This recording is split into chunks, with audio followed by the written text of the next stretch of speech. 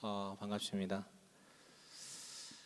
광고 시간에 잠깐 말씀드렸지만 지난 주일에 예배당에 좀 큰 변화가 있었죠.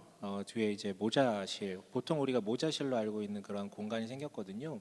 제가 이런 공간이 생겼다고 사람들한테 좀 얘기를 했더니 누가 얘기하더라고요.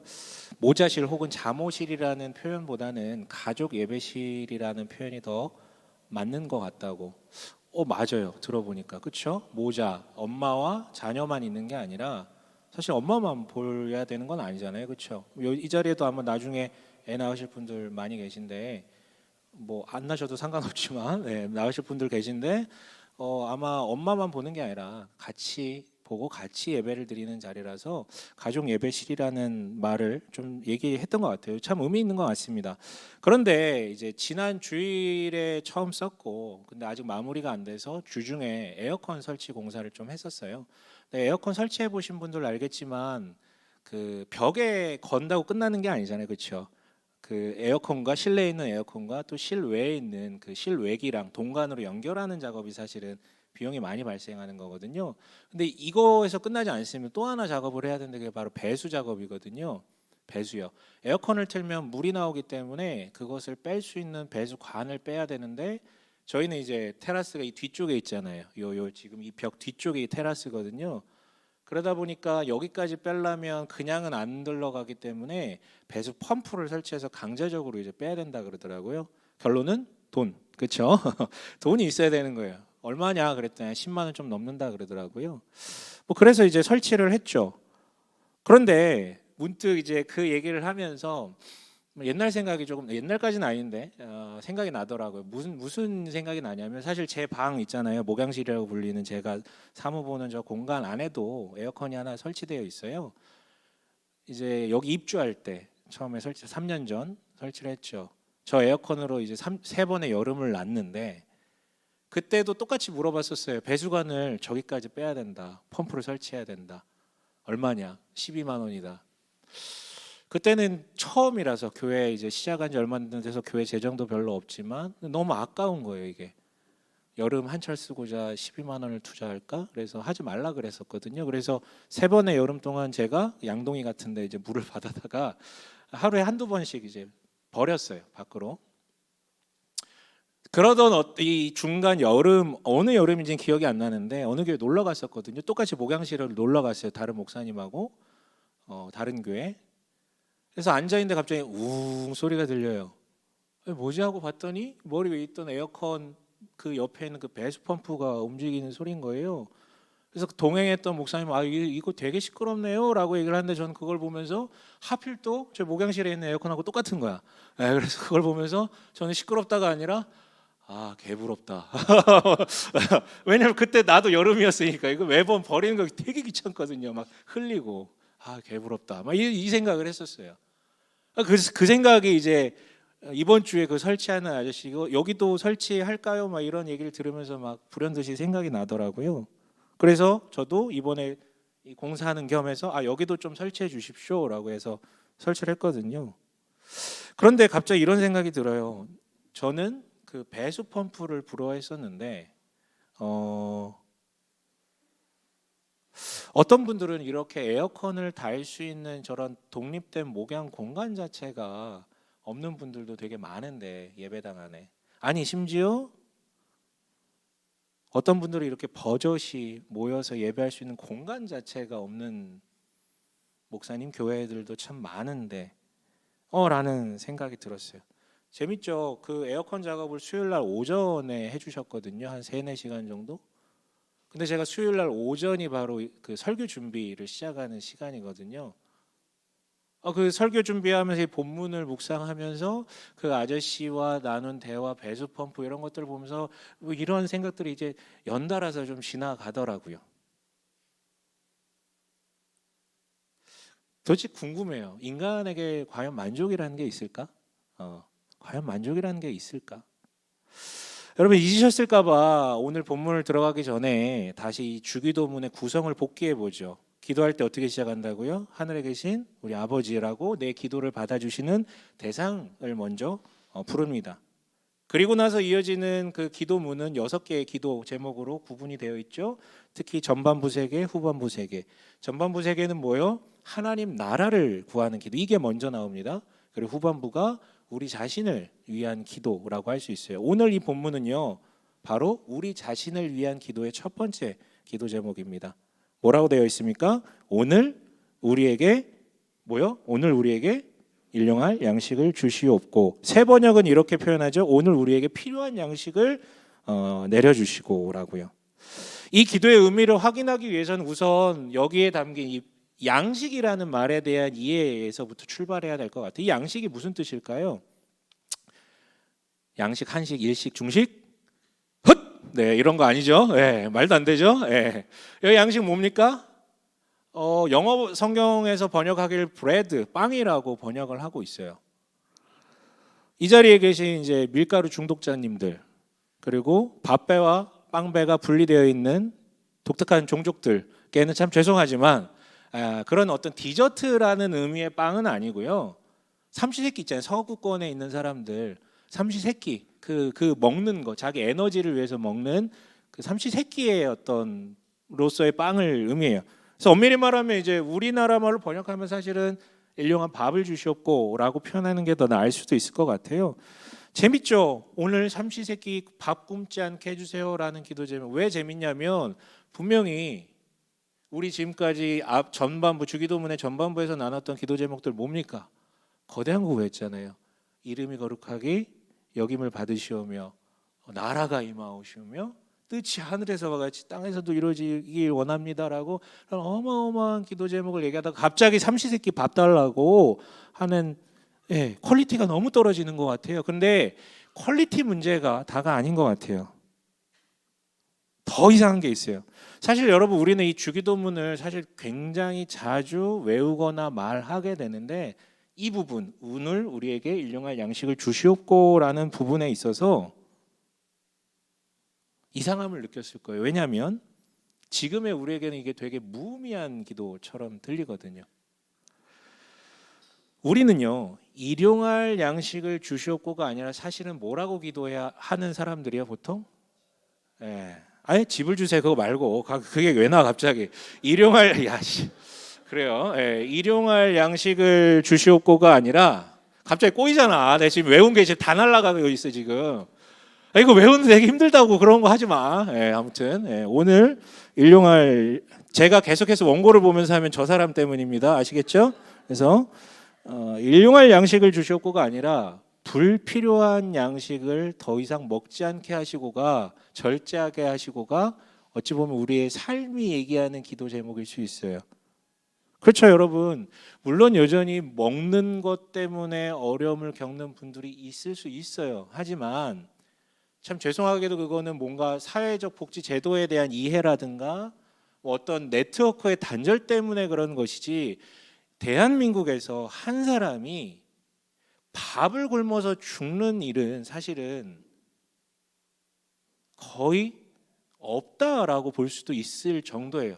뭐 100%는 아니겠지만 정보가 부재해서, 혹은 그걸 알려줄 네트워크가 부재해서 그럴 수는 있겠지만, 정부의 사회복지제도와 민간의 어떤 이런 구호 활동 것들이 있기 때문에 더 이상 이제 그것만 안다면, 그리고 이제 자존심만 좀 굽힐 수 있다면 굶어 죽지 않는 세상이 되었다라는 것이죠. 즉 일용할 양식 정도는 나의 힘으로, 우리의 힘으로 다 구할 수 있는 그런 시대를 우리는 살아가고 있습니다. 그렇다면 여러분, 이 기도, 주기도문에 명백히 박혀 있는 이 기도는 예수님 당시에 배를 굽는 사람들이 그렇게 많았던 그 시절에만 통용되는 기도일까요? 우리에겐 더 이상 의미 없는 기도일까요? 아니요, 여러분. 이 주기도문, 그리고 그러니까 이 주기도문의 맥락에서 이 구절을 본다면, 또한 이 주기도문이 포함되어 있는 그 마태복음 5장부터의 그 산상수훈 안의 맥락 속에서 이것들을 우리가 본다면, 결국 이 양식은 단순히 칼로리, 그러니까 내 에너지원, 이 의미가 아니라, 이 칼로리를 발생시키는 밥의 의미를 넘어서 인간이 인간답게 살아가게 만드는 유무형의 것들이라고 규정할 수 있을 것 같아요. 뭐라고요? 그냥 먹는 밥이 아니라 인간이 인간답게 살아갈 수 있는 유무형의 모든 조건들이요. 나아가 때문에 여러분 그 의식주뿐만이 아니라 그것들을 구입할 수 있는 돈도 포함이 될 것이고, 또한 인간답게 살기 위해서는 관계적 역동도 필요할 것이고, 더 나아가서 인간답게 살려면 뭔가 내가 살아있음을 느끼게 만드는 역할도 부여돼야 하거든요. 네, 여러분, 사람은 우선 1차적으로 먹는 게 없으면 죽죠. 근데 먹는 게 있어도 연합할 수 있는 관계가 없으면 죽어요. 사회적 죽음을 당합니다.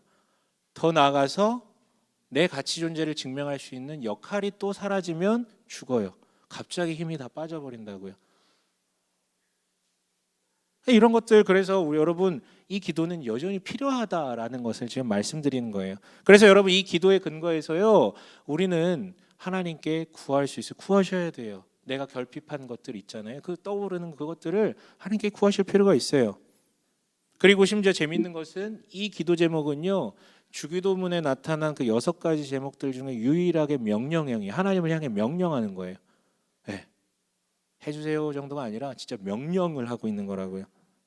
그러니까 우리가 앞서 하나님 나라를 구했잖아요. 이름이 거룩히 여김을 받으시오며 나라가 임하시오며 뜻이 하늘에서 같이 땅에서도 이루어지이다라고 하나님 나라를 진짜로 열망하면서 그 나라를 진실로 품고 진정으로 기도하면 당연히 그렇게 살았겠죠. 그렇다면 그것에 근거해서 하나님께 당당하게 요청할 수 있다는 것이죠. 내가 하나님 나라를 위해서 살았고 내가 하나님의 자녀인데 내가 이렇게 비루먹게 살아도 되는 것입니까? 라고 당당하게 요청할 수 있다고요.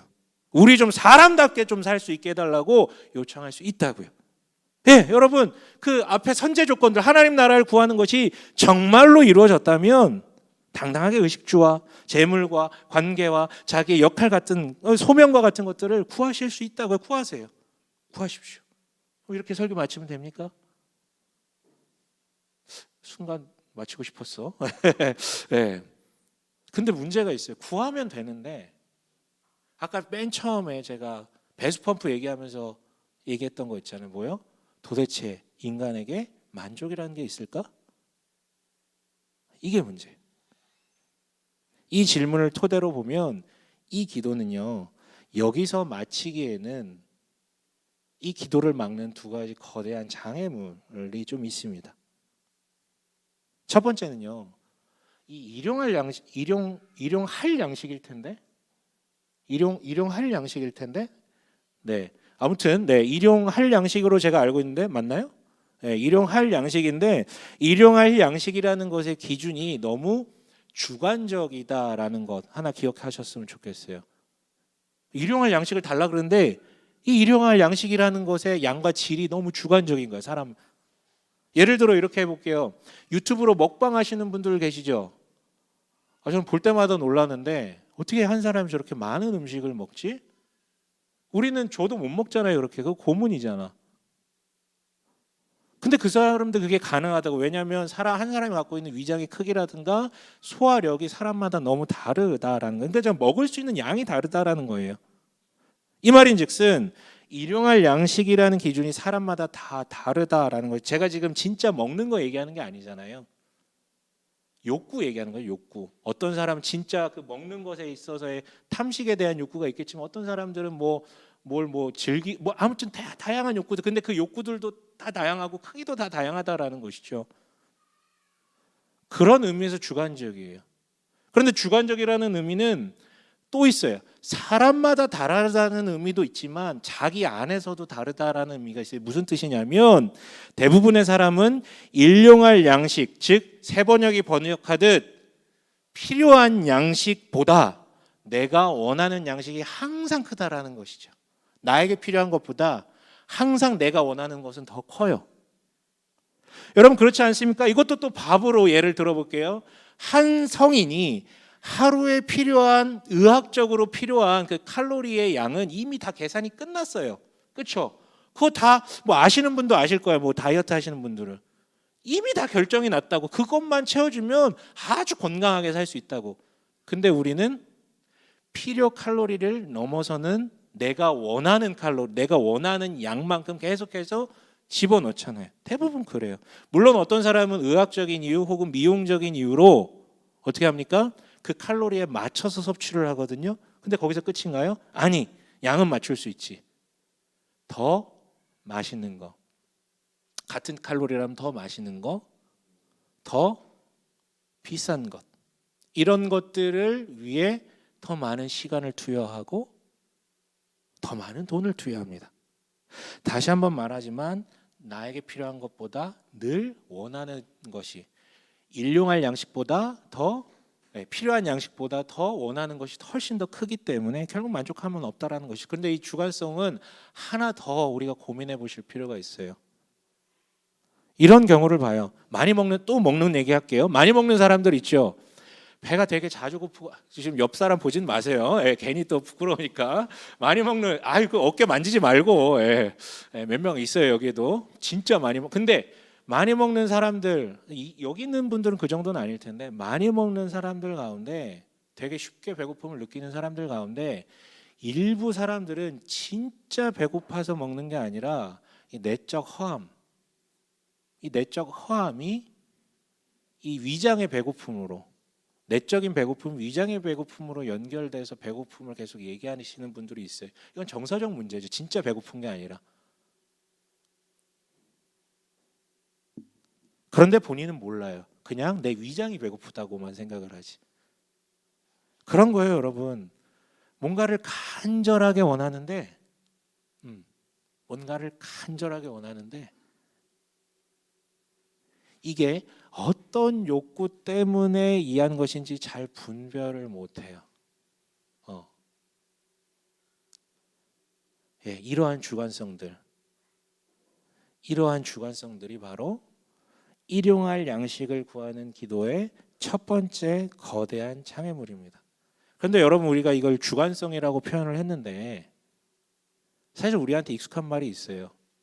자기를 중심에 두고 해석하는 거, 자기 중심성. 이걸 뭐라 그런다고요? 죄라고요. 그래서 우리는 죄로 인해서 만족함이 없습니다. 우리의 본성 안에 죄라는 게 있어서 만족함이 없다라는 거예요. 그런데 여러분, 제가 장애물이 두 개가 있다 그랬잖아요. 두 번째 장애물은 뭘까요? 뭐냐면 오늘 우리에게 필요한 양식을 오늘 우리에게 일용할 양식을 주시오. 이거 바뀌었네요. 감사합니다. 오늘 우리에게 일용할 양식을 달라고 기도하는 그 인간들이 정작 오늘이라는 시간을 살지 못한다라는 뜻에서요. 무슨 의미냐면요, 그냥 간단하게 사람은 세 가지 시간을 사는 것 같습니다. 뇌피셜이에요. 세 가지 시간을 사는 것 같은데 어제, 오늘, 그리고 내일의 시간이요. 근데 주변에 어제의 시간을 사는 사람들이 있어요. 이 사람들은 늘 불만입니다. 자기가 살아온 어떤 삶의 여정 속에서 부모로부터 애정 결핍이 있거나 아니면 뭔가 좀 뇌리에 각인된 트라우마 같은 어떤 진짜 불쾌했던 경험들, 그 경험들. 근데 그걸 안고 살다 보니까 기본적으로 자신의 삶에 되게 불만을 갖고 있어요. 왜냐하면 그 스스로 느끼는 상처의 크기가, 아픔이 너무 크다 보니까 나에게는 더 나은 삶이라는 건 없다라는 어떤 그 지레질겁한 마음을 가지고, 즉 어제 그러했던 것을 토대로 오늘을 해석해버린 이 악순환에 있기 때문에 늘 불만이 있다라는 것이죠. 근데 여기서 되게 역설적인 진실이 하나 있어요. 여러분에게 한번 물어볼게요. 여러분들은 지금까지 몇 년을 사셨는지 모르겠지만 모든 일을 다 기억하십니까? 지금까지 있었던 거? 혹은 뭐 의식은 못하고 있었는데 갑자기 누가 뭐 22살 때 6월에 있었던 일 얘기해봐, 막 이러면 뭐 다 기억합니까? 못하거든요. 그럼에도 불구하고 분명하게 우리 인간은 다 기억할 수가 없는 존재인데, 특정 기억이 계속 반복되고 심지어 그 기억이 내 삶을 주도하고 있다면 이것은 다시 물어봐야 돼. 그것은 누가 강요해서 그렇게 살고 있는 게 아니라 누가 그 기억을 붙잡고 있는 거예요? 자기가 붙잡고 있는 거죠. 자기가 붙잡고 있는 거죠. 그런데 반면에 내일의 시간을 사는 사람들이 있어요. 이 사람들은 좀 행복할 것 같아요? 아니요. 일부 내일을 그리면서 막 소망하고 막 기대하는 사람들이 아주 일부 극소수가 있고요.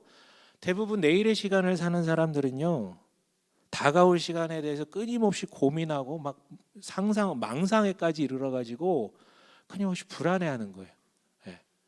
어제를 사는 사람들은 불만이고, 내일을 사는 사람들은 불안한 거예요. 아니면 반대로 오늘 충분히 있는데 내일 더 나은 것이 있겠지라는 거기에 너무 집중되다 보니까 나한테 주어진 것, 내 옆에 있는 사람들에게 만족을 못하는 거야. 더 나은 사람이 있겠지. 연애 그렇게 하시면 안 돼요. 네, 더 나은 사람이 있겠지. 뭐 더 좋은 게 있겠지. 여러분, 그래서 단언컨대 그냥 오늘의 시간을 사는 사람들, 나에게 주은 이 일용할 양식에 집중하고 누리는 사람들이 그래서 행복해요. 기질적으로 이런 사람들이 좀 있더라고. 무념무상. 그냥 내 앞에 좋은 거 있으면 그냥 너무 좋아. 그게 진짜 행복한 거지. 그런데 대부분의 사람들은 어제를 살거나 내일을 산단 말이죠. 이 본성이 바로 이 기도를 막는 두 번째 장애물이라고 얘기할 수 있을 것 같아요. 그래 여러분, 종합하면 결국은 이러한 인간의 주관성 때문에, 그리고 오늘이 아닌 어제와 내일을 살려고 하는 이런 이유들로 인하여서 아무리 많은 게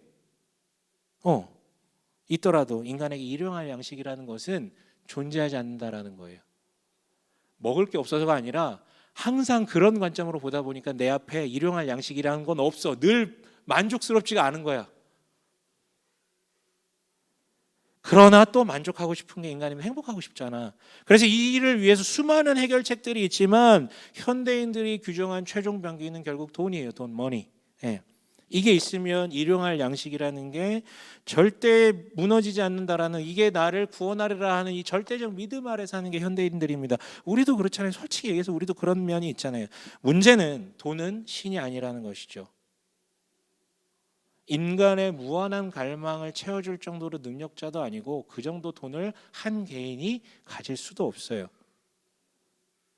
그리고 이 돈이 아무리 많더라도 고작 의식주 정도, 아까 인간이 인간답게 살 수 있는 조건들 의식주만이 아니라 그랬잖아요. 관계도 있어야 되고 역할도 있어야 된다고. 근데 의식주 정도만 해결해 주는 것이 나머지 해결 못 해줘요. 그리고 고작 그 의식주를 구매하기 위해서 인간들이 만들어낸 수단인데 왜 사람들은 이것을 다 식적 존재로 숭배하고 열망하고 욕망하는지 돌아볼 필요가 있다라는 것이죠. 네, 그래서 여러분, 사람마다 원하는 돈의 양이 다르고 언제나 필요한 양보다 원하는 양이 더 크고, 또한 내가 돈을 원하는 이유를 잊게 되죠. 일하다 보면. 즉 내 삶을 위해서 돈을 벌었는데 처음에는, 나중에 보니까 일하기 위해서 살고 있는 자기 모습을 발견하게 됩니다. 그러다 보니까 어떻게 됩니까? 오늘이라는 게 사라져요. 그리고 맨날 월요일이야. 맨날 월요일이야. 내일이 월요일이네? 여러분? 저는 쉽니다, 내일. 네. 그렇다면 여러분, 뭐가 문제일까요? 지금 이 악순환에 뭐가 문제일까요? 근본적인 문제는 소유한 것의 양이나 사용법이나 사용처가 아니라 그게 돈이든 뭐든 그것을 사용하는 인간이 지독하게 주관적이고, 그것을 사용하는 인간이 지독하게 오늘을 살지 못하고 늘 어제나 내일을 살고 있다라는 이 인간의 본성이 진짜 문제인 것이죠. 그래서 여러분, 자연 상태의 그냥 본성적 인간은요, 언제나 일용할 양식이라는 게 존재하지가 않아요. 제가 여러분 몇 년 전 일인데 재미난 경험을 했어요. 그날도 변함없이 잠들었는데 저는 이 목 뒤에 스위치가 있어가지고 누우면 바로 자거든요. 네. 그런데 새벽 2, 3시쯤에 갑자기 깨어나서, 왜 일어나는지 모르겠고 갑자기 깨어났는데, 그리고 왜 그런 생각을 하게 되었는지 모르겠는데 갑자기 너무 신비한 거예요. 내가 살아있음이. 내가 살아있네? 왜 내가 살아있지? 전날 아무 일도 없었고요. 뭐 무슨 꿈을 꿨는지도 기억도 안 나. 근데 그냥 문득 2시인가 3시인가 일어나가지고 벌떡 일어나가지고 내가 살아있네? 제 평생 처음 경험해봤던 거거든요. 여러분, 세상에서 가장 확실한 것을 꼽자면 저는 단언컨대 죽음을 꼽습니다. 존재하는 모든 것은 소멸해요. 그거는 여러분 물리 법칙으로도 증명된 거예요. 인간만이 아니라 존재하는 모든 것은 소멸합니다. 에너지가 흩어진다고요. 타이밍은 모두 다를 수 있지만 존재하는 모든 것은 소멸해요. 그래서 이를 역으로 보면 세상에서 가장 불확실한 것은 뭡니까? 내가 오늘 지금 살아있다라는 거, 여러분 지금 호흡하고 있다라는 것이 어떻게 보면 가장 불안전하고 불확실한 것이다라고 얘기할 수 있어요. 그런데 여러분 지금 이 불확실한 일이 여전히 이루어지고 있잖아요. 여기 죽으신 분 계십니까? 눈 감고 계신 분은 계신데 아무튼 다 살아 계시잖아요. 예. 호흡하고 계시잖아요. 그런데 다들 되게 크게 착각해요. 나는 내 힘으로 오늘 살아간다. 아니죠, 여러분. 오늘의 일용할 양식들은 당신이 벌고 당신이 모은 것으로 누리는 것이 아니라 어찌됐든 당신의 부모, 당신의 선생, 당신의 관계들, 그리고 당신이 속한 이 나라, 그리고 당신이 한 번도 본 적도 들은 적도 없는 이들의 기여와 보살핌에 의해서 누려지게 있는 것이 태반이에요. 또한 오늘 내가 지금 호흡하고 있는 것들, 그러니까 여전히 살아있는 것, 그러니까 일용할 양식을 누리는 당신이 오늘 여전히 살아있는 것 자체도 여러분들이 주도하고 주관하고 계획해서 오늘 살고 있는 것 아니잖아요. 여러분 10년 전에 오늘 살아야지라고 계획하고 지금 살고 계신 거예요? 아니잖아요. 그렇다면 100년 뒤에도 살아보시죠. 1000년 뒤에도 살아보시죠. 계획대로 되는 거라면. 안 되잖아요. 내가 주도하고 계획한 생체 에너지 시스템 아래에서 이루어지는 게 아니에요. 의식하지 않았는데 그렇게 설계되었고 유지되고 있는 시스템에 의해서 내가 오늘도 살아가고 있다는. 그런데 나는 내 힘으로 살아가고 있다는 이 단단한 착각들이 우리 모두 가운데 다 있기 때문에 이걸 깨우셔야 된다는 것이죠. 그리고 오늘 이 기도가 바로 그 얘기를 하고 있어요. 이 짧은 기도 제목이 무슨 이렇게 많은 얘기를 하고 있느냐라고 하고 있겠지만 사실 본문의 기도는요, 성경의 다른 내용을 전제로 지금 설명하고 있는 거거든요. 무슨 내용이냐면요, 출애굽기에 나온 내용인데 16장 4절 한번 보도록 할게요. 출애굽기 16장 4절입니다. 함께 읽어보겠습니다. 시작. 주님께서 모세에게 말씀하셨다. 너희가 먹을 것을 하늘에서 비처럼 내려줄 터이니 백성이 날마다 나가서 그날 먹을 만큼 거두어 드리게 하여라. 이렇게 하여 그들이 나의 지시를 따르는지 따르지 않는지 시험하여 보겠다. 여러분 아시죠? 만나라는 거. 그러니까 이집트에 노예된 백성, 이스라엘 백성들이 하나님의 적극적 개입으로 아무것도 하지 않았는데 감사하게 해방을 받고 자유민이 되게 되었습니다. 그런데 문제가 있었어요. 그들이 가나안 땅으로 가기 위해서 거쳐야 되는 것이 광야였어요. 이집트를 탈출할 때 갖고 온 음식들이 떨어지기 시작하니까 사람들이 이제 불만에 차기 시작하죠. 어떻게 불만이 찹니까? 어제를 떠올려요. 어제의 시간 있잖아요. 이집트에서는 노예라도 그래도 먹고 사는데 지장은 없었다. 근데 이대로 가면 우리 죽는다. 또 내일, 즉 미래의 시간을 떠올리며 불안을 야기하죠. 이대로 가면 끝이다. 그런데 이때 하나님께서 모세를 통해서 말씀하시죠. 만나를 주시겠다고요. 만나라는 것에 뭐 이런 어떤 기적에 대해서 뭐 신뢰하는 부분은 개인적으로 조금 또 대화하실 부분들이 있을 것 같고, 만나라는 것의 핵심은 여러분, 그러니까 매일처럼 하나님이 하늘에서 내려주신 양식인데 먹으면 그것이 꿀송이와 같았다라고 얘기되는 그런 어떤 음식인 것이죠. 그런데 만나의 핵심은 신비로운 기적이 일어났다가 아니라 오늘 이 얘기하는 있잖아요, 일용할 양식, 이것을 어떻게 누리는지에 대한 의미를 품고 있는 게 바로 이 만나예요. 전적으로 하나님이 공급해 주시고 그날의 것은 그날에, 내일의 것은 내일 내리는 게 바로 만나란 말이에요. 따라서 남겨두지 말라고 하세요. 오늘 하나님과 사이에서 오늘을 살아가는 전적 의존 훈련을 지금 얘기하고 계신 것이죠. 신비한 기적이 중요한 게 아니라 하나님이 주신다. 그리고 오늘 내가 이것을 가지고 산다. 그리고 내일이 오늘이 되면 또 오늘의 것을 가지고 산다. 이 개념이에요. 그런데 어떤 이들은 음식이 떨어져서 배를 골봐봤던 그 기억을 떠올리면, 즉 어제의 시간을 떠올리며, 혹은 어떤 이들은 혹시 오늘 내린 게 내일 안 내리면 어떨까라는 이 불안함 때문에, 즉 어제와 내일의 시간에 근거해서 거둔 것 중 일부를 남겨두는 거예요. 그러나 그렇게 남겨둔 곳에서 벌레가 생기고 악취가 풍겨서 썩어버리는 것이죠. 그렇게 오늘의 시간을 사는 법, 즉 하나님이 공급하시는 일용할 양식 앞에 만족하는 훈련을 받았어요. 이 훈련을 40년간 받습니다. 40년간. 이 사람들은 40년간 오늘을 사는 훈련을 받았던 거예요. 그렇게 그들은 40년간 세상 풍조와 다른 하나님 나라 백성으로서 오늘을 살아가는 그 진득한 훈련을 받게 됩니다. 여러분 다시 물어볼게요. 인간에게 만족함이란 있을까요? 거의 불가능하다고요. 우리 본성이 그래서요. 하지만 있어요.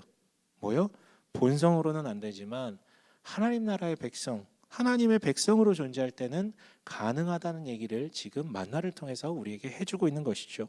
그렇다면 여러분, 오늘 우리에게 일용할 양식을 주셨고라는 기도는 맨 처음에 얘기했듯이 나에게 결핍된 것을 요청하는 그런 의미도 분명히 있지만 더 중요한 것은 내가 누구인지, 이 정체성에 대한 확인과 주님 이걸 절대 잊지 않게 해주세요라고 요청하는 그런 의미를 담고 있어요. 그런데 세상은 그리고 사람들은 이미 돈을 최종 수단으로 삼아서 일용할 양식을 채우려는 방향으로 나아가고 있죠. 그렇다면 우리네 이런 배경이 우리의 배경이라면, 그러니까 돈을 통해서 모든 것을 해결하려고 하는 것이 우리가 살아가는 터전의 배경이라면, 이 기도는 추상적으로 내가 하나님의 형상으로 살게 해주세요 이런 추상적인 얘기가 아니라 구체적 기도가 되는 것이죠. 뭐요?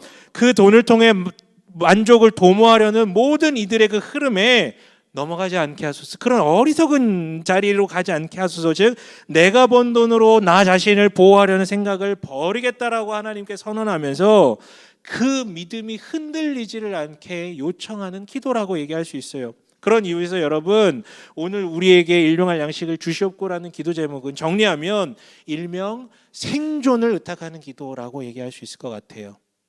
생존이요. 진짜 육신의 생존을 위해서 먼저 기도해야죠. 먹을 것을 위해서. 이런 거 기도하셔야 돼요. 뭐 건강 같은 것들을. 나아가 인간다움으로서의 생존도 구하셔야죠. 결핍된 것들 있잖아요. 관계적으로나 정서적으로나 먹는 것 외에 비물리적인 것들 있잖아요. 뭐 물리적인 것들도 마찬가지예요. 그것을 얻게 하는 뭐 돈도 다 포함될 거고요. 그러나 가장 중요한 것은 바로 하나님의 형상으로서 생존하는 것에 대한 기도일 거예요. 나는 돈이 아니라 하나님의 오늘을 살게 하시는 그 일용할 양식, 주신 그 일용할 양식으로 인해서만 비로소 나이가 충족되고 만족할 수 있으며, 그때만 내가 하나님 형상답게 살아갈 수 있습니다라고 구하는 기도라고요. 육신과 인간다움과 하나님의 형상다움에 대한 그렇게 사는 생존에 대한 기도라고요. 그런데 여러분, 놓치면 안 되는 게 있어요. 사실 이 문장을 헬라어 원어로 바로 직역하면요 조금 달라져요. 뭐가 달라지냐면 추가가 하나 되는데요. 오늘 우리에게 우리의 일용할 양식을 주시옵고가 맞아요. 우리가 2번 반복된다고요. 즉 일용할 양식에 대한 구함은 나의 것, 나를 위한 것만이 아니라 우리에 대한 것이라고요. 여러분, 앞서 이 기도가 하나님의 형상으로서 생존을 구하는 기도라고 얘기했죠. 그런데 당신이 현재 하나님의 형상으로서 생존하고 있는지를 분별할 수 있는 바로미터가 바로 이거예요. 우리요. 여러분의 기도가 어떻습니까? 여러분 어떻게 기도하십니까? 내 기도 속에 나만 있고 내가 바라는 것, 내가 원하는 것, 내가 필요한 것만 있다면 실제 삶에도 나만 있을 거예요. 그 사람은 하나님 나라 백성으로 지금 살아가고 있는 게 아닙니다. 이런 나만 있는 존재는 나눠줄 사람도 없고요. 내가 결핍됐을 때 누군가로부터 나눔 받을 사람도 없습니다. 그런데 만약 우리가 계속해서 나의 기도가 아니라 우리의 기도를 하고 있다면 아마 이미 그 사람은 나의 오늘을 하나님께서 주관하셔서 일용할 양식을 주셔서 이미 살고 있다라는 만족감 아래 있을 것이며, 나아가 필요 이상의 부가 주어졌을 경우에 다른 형제 자매들에게 그리고 세상으로 아마 흘려보내고 있을 거예요. 이미. 즉 여러분, 우리에게 필요한 이 일용할 양식이라는 말은 내가 하나님의 형상으로 지금 현재 존재하고 있는지에 대한 바로미터이며, 실제로 내가 나누었고 또 나눌 것이다 라고 기도하는 것이기도 합니다. 여러분 다시 한번 본인의 기도를 돌이켜 보세요. 기도 잘 하지 않는 거 잘 알고 있지만 그래도 기도하고 있으실 때 어떻게 기도하십니까? 우리가 주로 등장하십니까? 아니면 나만 등장하십니까? 말씀을 마칠게요. 그런데 이 기도 제목을 또 그냥 떠나보낼 수 없는 것이 오늘이라고 얘기하고 있잖아요. 오늘. 그렇다면 이 생존을 의탁하는 기도는 어떻게 해야 된다는 거예요? 오늘, 매일 해야 된다라는 얘기예요. 매일. 우리가 매일 이 기도를, 나의 생존을 의탁하는 이 기도를 매일 드리지 않는다면 어떻게 되냐면 우리는 우리의 생존을 나 자신에게로 의탁하게 된다라는 거예요. 이게 본성이라고요. 주관적이고 죄가 있는 이 본성이라고요. 그럼 기도하지 않는 사람들은요, 그 소유의 많고 적음과 관계없이